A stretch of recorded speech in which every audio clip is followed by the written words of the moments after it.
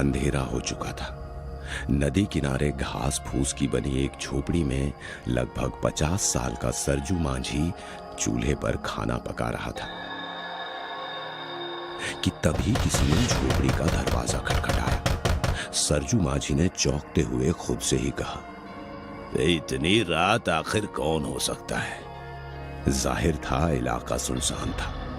ऐसे में इस वक्त किसी का आना उसे अजीब लगा। दरवाजे पर लगातार दस्तक हो रही थी, इसलिए सरजू ने जोर से आवाज देते हुए कहा, कौन है भाई? रुको जरा, खोलता हूं। सरजू ने लालटेन उठाई और जाकर दरवाजा खोला। दरवाजे पर उसका एक पुराना साथी जोखन खड़ा था, जिसे देखकर सरजू चौंकते हुए बोला, अरे जोखन, इतने दिन बाद इधर कैसे? तू तो खैर जाने दे, पहले तू अंदर आ। पानी से भीगता हुआ लगभग 35 साल का जोखन फटे पुराने कपड़े पहने अजीब सा नजर आ रहा था, मगर लालटेन की मध्यम रोशनी में सरजू की बूढ़ी आंखें उसे ढंग से देख नहीं पा रही थी। अगर वो उसे ढंग से देख पाता तो जान पाता कि ये वो जोखन नहीं था जो कुछ सालों पहले उसके साथ मछलियां पकड़ने जाया करता था, मगर पिछले कुछ सालों में जोखन शहर जाकर रहने लगा था। आज अचानक इतनी रात उसे देखकर सरजू इसीलिए चौंक पड़ा था। सरजू ने जोखन को अंदर बुलाकर बैठाया और उसका हालचाल पूछने लगा, मगर जोखन उसकी बातों का कोई भी जवाब नहीं दे रहा था, जैसे वो सुन ही नहीं रहा हो। आखिरकार सरजू ने झुंझलाते हुए कहा, आखिर तुझे हुआ क्या है जोखन? जब से आया है चूल्हे की तरफ घूरे जा रहा है। भूख लगी है, खाना चाहिए, खाना। ओ अच्छा, तुझे भूख लगी है, रुक मैं खाना लाता हूं, हम लोग खाते खाते बात करते हैं। इतना बोलकर सरजू चूल्हे की तरफ गया। सरजू जोखन को खाना परोसने लगा कि तभी जोखन मछली सालन से भरी कढ़ाई अपनी ओर खींचने लगा। उसकी इस हरकत पर सरजू को गुस्सा आ गया। उसने गुस्से में कढ़ाई अपनी ओर खींचते हुए कहा, ये क्या पागलपन कर रहा है जोखन? सालन बिल्कुल गर्म है और तू क्या इसे पूरा खाना चाहता है? सरजू का इतना बोलना था कि जोखन ने गुस्से से उसकी तरफ देखा। उसका चेहरा पूरी तरह से बदल गया। इतना खौफनाक चेहरा देखकर सरजू बुरी तरह से डर गया। उसने घबराहट में पूछा, तो जोखन नहीं है? कौन है? तू कौन है? सरजू जब तक कुछ समझ पाता, जोखन ने सालन से भरी कढ़ाई उसके ऊपर फेंक दी। गर्म सालन से जला हुआ सरजू चिल्लाता हुआ जमीन पर गिरकर तड़पने लगा और जोखन बिजली की रफ्तार से उस पर टूट पड़ा। उसने अपने नुकीले दांतों से सरजू का कलेजा एक झटके में फाड़ दिया। सरजू की चीख से नदी किनारे का सन्नाटा टूट गया। अगले दिन सरजू अपनी झोपड़ी में मरा पड़ा था। लोग उसे देखकर जा चुके थे, मगर उसकी 26 साल की जवान बेटी विमला अभी भी उसकी लाश के पास बैठी हुई रो रही थी। आखिर किसने इतने निर्दय तरीके से उसके पिता की हत्या की होगी? विमला इस बारे में सोच ही रही थी कि तभी झोपड़ी का दरवाजा खुला और एक अधेड़ उम्र का शख्स अंदर दाखिल हुआ, जो देखने में किसी तांत्रिक जैसा नजर आ रहा था। उसने सरजू की ऐसी हालत देखकर अफसोस जताते हुए विमला से कहा, मेरा नाम गुरु तेजनाथ है और मैं एक तांत्रिक हूं। तुम्हारे पिता के साथ ये जो कुछ भी हुआ उसका मुझे बड़ा दुख है। सरजू से मेरी अच्छी मित्रता थी और मैं जानता हूं कि उसके साथ ऐसा किसने किया।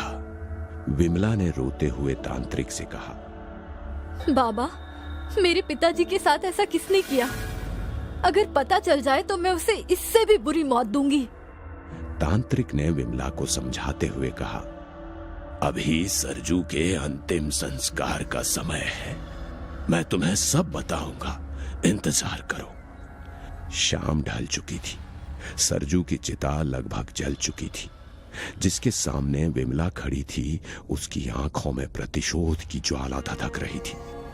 तभी उसे पीछे से किसी ने आवाज दी। विमला ने पीछे मुड़कर देखा, ये तांत्रिक था। उसके पास जाते हुए विमला बोली, बाबा, आपने कहा था कि आप मेरे पिताजी के कातिल को जानते हैं। मुझे बताइए, मैं उसके खून की प्यासी हूँ। तांत्रिक उसे देखकर रहस्यमयी ढंग से मुस्कुराते हुए बोला, आओ मेरे साथ। विमला उसके साथ नदी किनारे फैले जंगल की ओर चली गई। तांत्रिक जंगल में बनी अपनी झोपड़ी में बैठा था। उसके सामने आग जल रही थी और वहीं विमला बैठी थी। तांत्रिक उसे सारी बातें विस्तार से बता रहा था। जिसने तुम्हारे बाबा की जान ली, ना तो वो कोई जानवर था और ना ही इंसान, बल्कि वो एक नदी में रहने वाला पिशाच बाघ है। बाघ? हाँ, बाघ। असम की नदियों में रहने वाला एक भूखा पिशाच। वैसे तो आम तौर पर इनका वास नदियों में होता है, मगर जब ये ज्यादा भूखे हो जाते हैं तो नदी किनारे बसे मछुआरों के गांव में आ जाते हैं। हमेशा भूखा रहने वाला ये पिशाच अक्सर रात के वक्त घर लौटने वाले मछुआरों से मछलियां मांगते हैं। मगर गांव में आने पर लोग इसे पहचानते क्यों नहीं? ये बहरूपिया नस्ल के पिशाच होते हैं। जिससे भी मिलते हैं उनकी जान पहचान का इंसान बनकर मिलते हैं, इसलिए इन्हें पहचानना बेहद मुश्किल होता है। मगर बाबा, इन्हें हराने का कोई तो तरीका होगा। इनके कंधे पर हमेशा एक छोटी पोटली लटकती रहती है। कहते हैं बाघ की ताकत उसी पोटली में होती है। अगर किसी तरह उस पोटली को हासिल कर लिया जाए तो बाघ कमजोर होकर मर जाएगा और उसकी शक्तियां उस पोटली के जरिए उस इंसान में आ जाएंगी। विमला के मन में जो भी सवाल थे उनका जवाब उसे मिल गया था। फिर तांत्रिक का धन्यवाद करते हुए विमला वहां से जाने लगी। मगर तांत्रिक के मन में कुछ और ही चल रहा था। उसने विमला का हाथ कसकर पकड़ लिया और हंसते हुए बोला, तुझे क्या लगता है ये सारी जानकारियां मैंने तुझे यूं ही दे दी? नहीं, तुझे इसकी कीमत चुकानी पड़ेगी। मेरी वासना शांत करनी होगी। इतना बोलकर तांत्रिक ने विमला को अपनी ओर खींच लिया। विमला के चीखने चिल्लाने की आवाज पूरे जंगल में गूंज रही थी, मगर उसे वहां सुनने वाला कोई नहीं था। विमला तांत्रिक के हवस का शिकार हो चुकी थी। इस घटना के कुछ देर बाद फटे हुए कपड़े, रोती और लड़खड़ाती विमला अपने घर की ओर भागती जा रही थी। तेज बारिश हो रही थी। विमला अपने पिता यानी सरजू मांझी की झोपड़ी के एक कोने में डरी सहमी हुई बैठकर रो रही थी कि तभी अचानक किसी ने झोपड़ी का दरवाजा जोर जोर से खटखटाया। पहले तो विमला चौंक गई, मगर फिर वो तुरंत उठी। उसने शीशे में देखकर अपना अच्छे से श्रृंगार किया और खूब सारी मछलियां पकने के लिए चढ़ा दी। दरवाजे को अभी भी कोई जोर जोर से खटखटा रहा था। फिर विमला ने जाकर दरवाजा खोला। सामने जोखन खड़ा था, जो विमला को देखकर अजीब आवाज में बोला, भूख लगी है, खाना चाहिए। यहाँ सब मिलेगा जोखन चाचा। आज हर तरह से तुम्हारी भूख मिट जाएगी। अंदर आ जाओ। जोखन, जो कि बहरूपिया बाघ पिशाच था, वो अंदर आते हुए लगातार खाना मांग रहा था।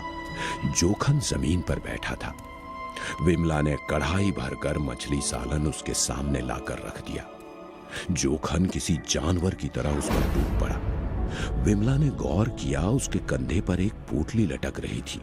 विमला दोबारा जलते हुए चूल्हे के पास गई और एक बड़ी जलती हुई लकड़ी उठा ली। जोखन, जो कि बाघ पिशाच था, वो पूरी तरह से खाने में खोया हुआ था। विमला ने मौका देखकर जलती हुई लकड़ी से उसके सिर पर एक तेज वार किया। जोखन बौखला गया और अपने असली रूप में आकर पंजे से विमला पर वार करने लगा। मगर विमला ने मौका देखकर उसके गले से लटकती हुई पोटली छीन ली, जिससे बाघ की सारी शक्तियां खत्म होती गईं और जलती लकड़ी की चोट से बाघ जलकर मारा गया। आधी रात के वक्त तांत्रिक तेजनाथ अपनी कुटिया में सो रहा था कि तभी दरवाजे पर दस्तक हुई। तांत्रिक ने उठकर दरवाजा खोला तो देखा उसके सामने विमला खड़ी थी, जो रोते हुए बोली, मुझे बचा लो बाबा, मुझे बचा लो, वो बाघ पिशाच मुझे मार देगा। मैं तो पहले ही जानता था तू मुझे छोड़कर सुरक्षित नहीं रह सकती। औरत जात है ना, आजा, अंदर आजा, यहां तुझे बाघ पिशाच से मैं बचा लूंगा, घबरा मत। विमला कुटिया के अंदर दाखिल हो गई। कुछ ही देर में कुटिया से तांत्रिक के चीखने की आवाज आई और अगले ही पल उसका कटा हुआ सिर लुढ़कता हुआ कुटिया से बाहर आ गिरा। कुटिया के दरवाजे पर बिमला खड़ी थी, जो किसी पिशाचनी जैसी नजर आ रही थी। उसके चेहरे और पंजे तांत्रिक के खून से सने हुए थे और कंधे पर बाघ पिशाच की पोटली लटक रही थी। आखिरकार विमला ने पिशाचनी की आवाज में हंसकर अपने इंतकाम का जश्न मनाया।